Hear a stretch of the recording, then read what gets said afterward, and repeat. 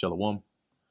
First and foremost, I want to give all praises, honor, and glory to Yahweh, Bahasham Yahweh Shai, Bahasham Recha Kodash. Double honors to the elders and the apostles of Great Millstone, and peace and blessings to the elect. And today we're going to go into the book of 1 Samuel, the 12th chapter, right? As we ended off in the 11th chapter with Saul, the Lord using Saul to bring a great deliverance to the men of Jabesh Gilead from the hand of the Ammonites. All right. And as the kingdom was reestablished in the hand of Saul, we now continue here as they are in Gilgal. And Samuel said unto all Israel, Behold, I have hearkened unto your voice in all that ye said unto me, and have made a king over you. And now, behold, the king walketh before you, and I am old and gray-headed, and behold, my sons are with you. So now you have your king, and I'm pretty much on my way out, right? And my sons are here, they serve you, they're judges. And I have walked before you from my childhood on to this day. And when it says walk before you, right, it's not saying like he literally just like, it means that he's been among them, basically serving them, right? And even because even as a judge, you're technically serving the people, even though you are judging them. Verse 3, Behold, here I am, witness against me before the Lord Yahweh, and before his anointed. So if anybody has any problem with me, come and testify in the presence of the Lord and his anointed, being the king that was Saul at the time. Whose ox have I taken? Or whose ass have I taken, the ass being a donkey? Or who have I defrauded? Whom have I oppressed? Or of whose hand have I received any bribe to blind my eyes therewith? And I will restore it to you. So if there's anybody that I've wronged, you just come and let it be known, and I'll make it right. And they said, Thou hast not defrauded us, nor oppressed us, neither has thou taken aught of any man's hand. And he said unto them, The Lord Yahweh is witness against you, and his anointed is witness this day, that ye have not found aught in mine hand. And they answered, He is witness. And Samuel said unto the people, It is the Lord Yahweh that advanced Moses and Aaron. Advanced meaning to establish them, right? He set them up. And that brought your fathers up out of the land of Egypt. Now therefore stand still, that I may reason with you before the Lord Yahweh of all the righteous acts of the Lord, which he did to you and to your fathers. So here, let me bring this back into your remembrance. When Jacob was come into Egypt, and your fathers cried unto the Lord Yahweh, then the Lord sent Moses and Aaron, which brought forth your fathers out of Egypt, and made them dwell in this place. So you remember, right, because of that famine and so on, the story of Joseph and his brethren eventually led Jacob, right, and the rest of the brethren into Egypt. And they stayed there and they grew and they became a nation there. And through the harsh oppression of the Egyptians, they cried unto the Lord, and he set up Moses and Aaron to deliver them, right, out of Egypt. And made them dwell in this place, right, so brought them to the land of Canaan.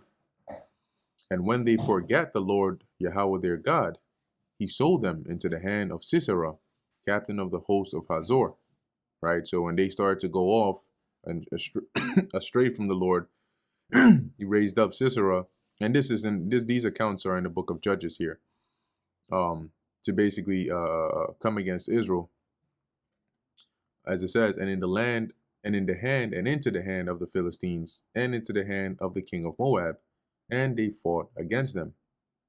And they cried unto the Lord Yahweh and said, We have sinned, because we have forsaken the Lord Yahweh, and have served Baalim and Ashtaroth.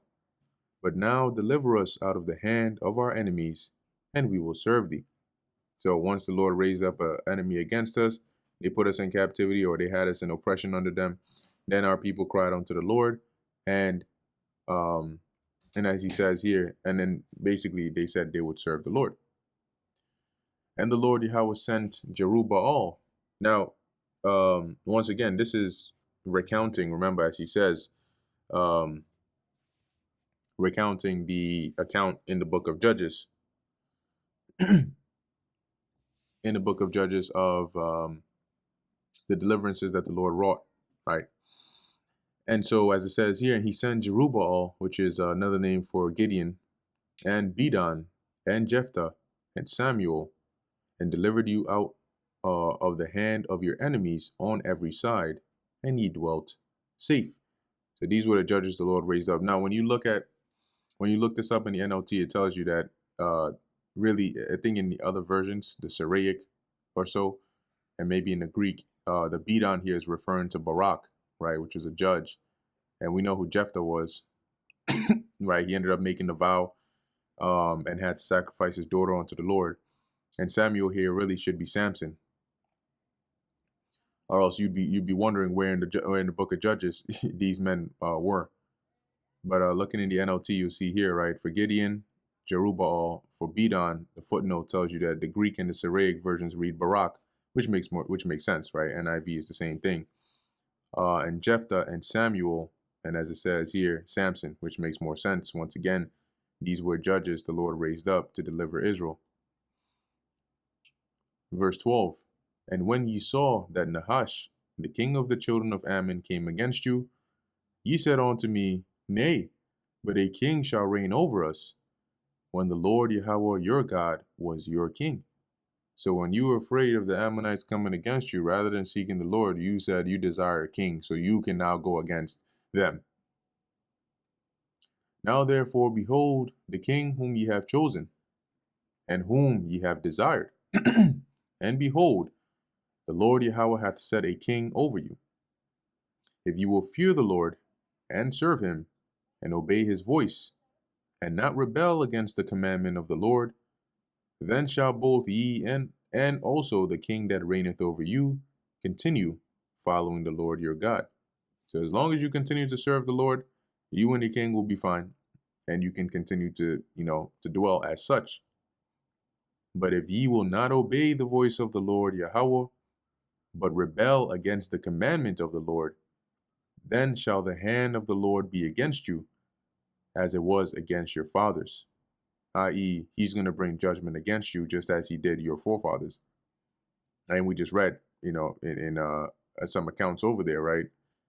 How they they did not listen to the Lord, and he raised up all those adversaries against us.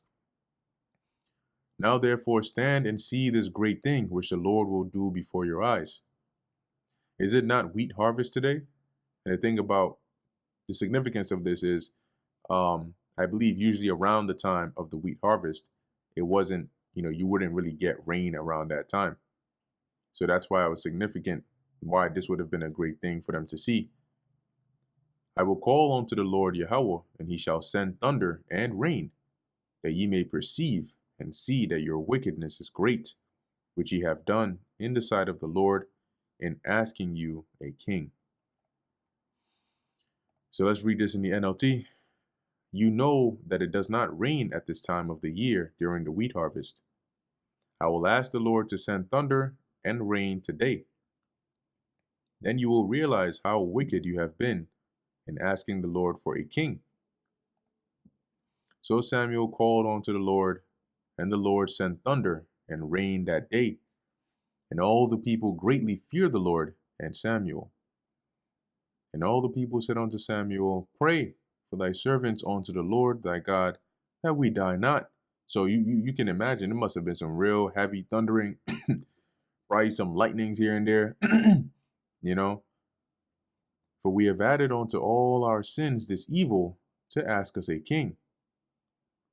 And Samuel said unto the people, Fear not, ye have done all this wickedness, yet turn not aside from following the Lord, but serve the Lord with all your heart. So yeah, you've done this wickedness, but just continue to serve the Lord and don't go after these other idols, and you'll be fine. And turn ye not aside from then, or for then should ye go after vain things. So if you turn from following the Lord and you start to go after these vain things, i.e. these idols, which cannot profit nor deliver, for they are vain. For the Lord Yahweh will not forsake his people for his great name's sake. because his name is tied with us. So by forsaking us, that would put a bad, reputation on the Lord's name, because it hath pleased the Lord to make you his people. Moreover, as for me, God forbid that I should sin against the Lord in ceasing to pray for you, but I will teach you the good and the right way. So don't worry, I'm going to continue to pray for you, and I'm going to continue to teach you what is the right way, i.e., judge you. Only fear the Lord and serve him in truth with all your heart, for consider how great things he has done for you. Right? He delivered you from Egypt. He delivered you from the hands of your enemies. Like, he's done all these miraculous things on your behalf. Is that not enough to fear him and continue to serve him? But if ye shall still do wickedly, ye shall be consumed, both ye and your king. All right, and that's that. That's your warning. You either follow the Lord and live, or you turn aside from the Lord and do wickedness and face the judgment and the wrath of the God of Israel. And that brings us to the end of the book of 1 Samuel, the 12th chapter. Lord willing, this was edifying to the elect. In closing, I want to give all praises, honor, and glory to Yahweh, Bahasham Yahushai, Bahasham Ruach HaKodesh. Until next time, Shalom.